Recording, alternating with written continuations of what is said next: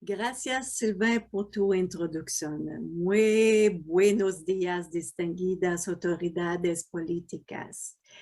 Quiero agradecer al viceministro de Gestión Ambiental del Ministerio del Ambiente de Perú, Mariano Castro Sánchez Moreno, por dar las palabras de inicio, y también a la directora de Asuntos Ambientales del Ministerio del Ambiente de Colombia, Andrea Corso Álvarez, por dar las palabras de cierre.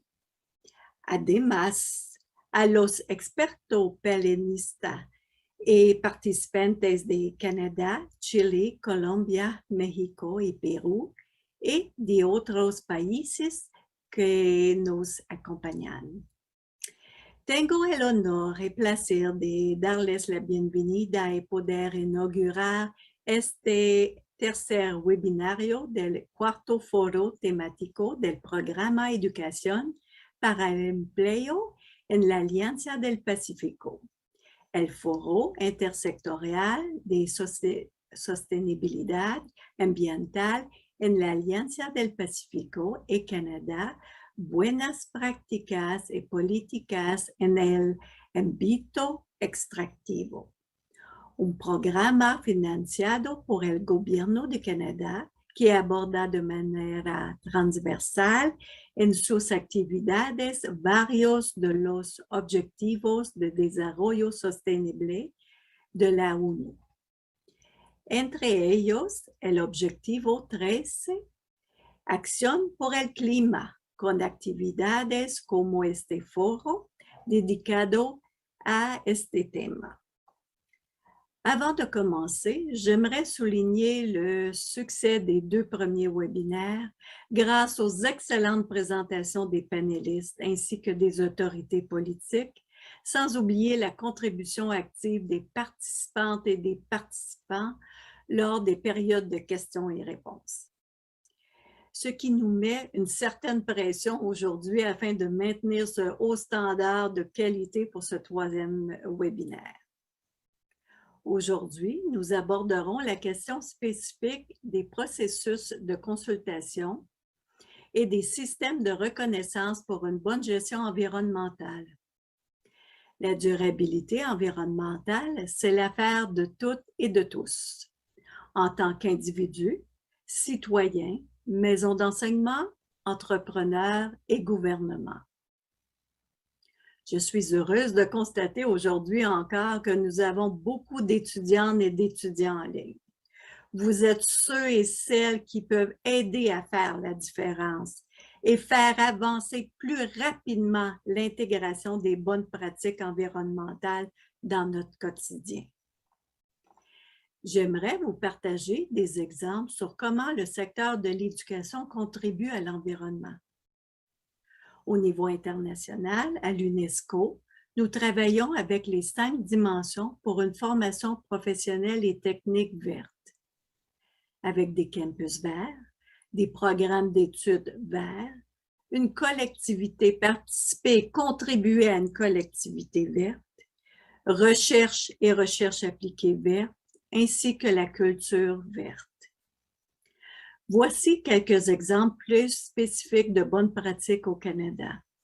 Mon premier exemple est une initiative au Québec, Cégep Vert Environnement Jeunesse, qui est un programme d'accompagnement et de certification environnementale spécifique aux milieux collégiaux, publics et privés, avec 4 niveaux de certification, dont le 4e est celui d'excellence. Depuis 2004, ce programme accompagne les communautés collégiales à intégrer l'éducation relative à l'environnement dans leurs établissements et favorise leurs engagements et leur implication en environnement. Un des projets de cette initiative est Bye Bye Plastique, où les cégeps et collèges s'attaquent au bannissement des pailles et aux articles à usage unique, tels que les bouteilles d'eau, tasses et assiettes en plastique, etc. Mon deuxième exemple porte sur le rôle important de la recherche appliquée.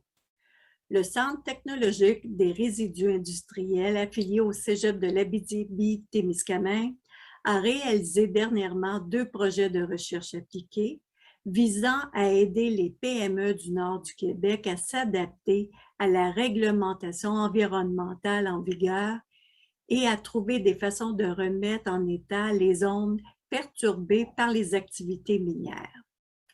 Ce projet a permis de mettre en place plusieurs vitrines technologiques pour les partenaires du Cégep, notamment en végétalisant des algues stériles, des parcs à résidus et en traitement des drainages miniers avec des systèmes passifs.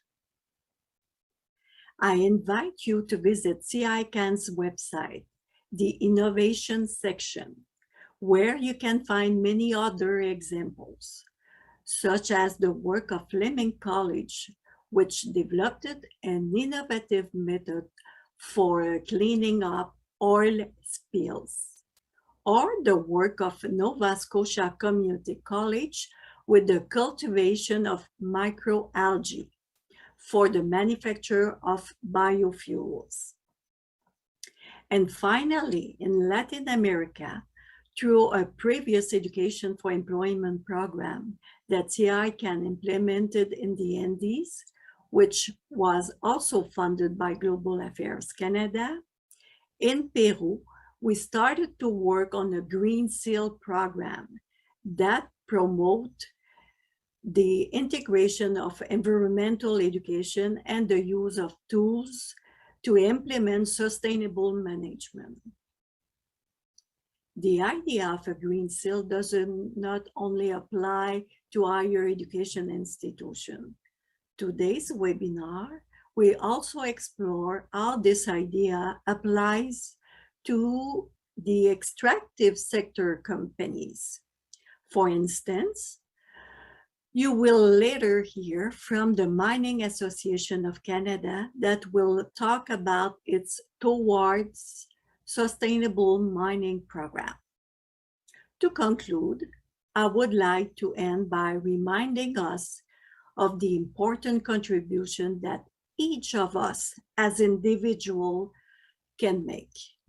I'm certain that the speakers that we will hear from today will inspire us to help create and ensure a better world for our future generation. It's a real pleasure for us as Canadians to collaborate closely with our partners and friends from the Pacific Alliance. Thank you and hope you will enjoy the webinar. Merci. Gracias.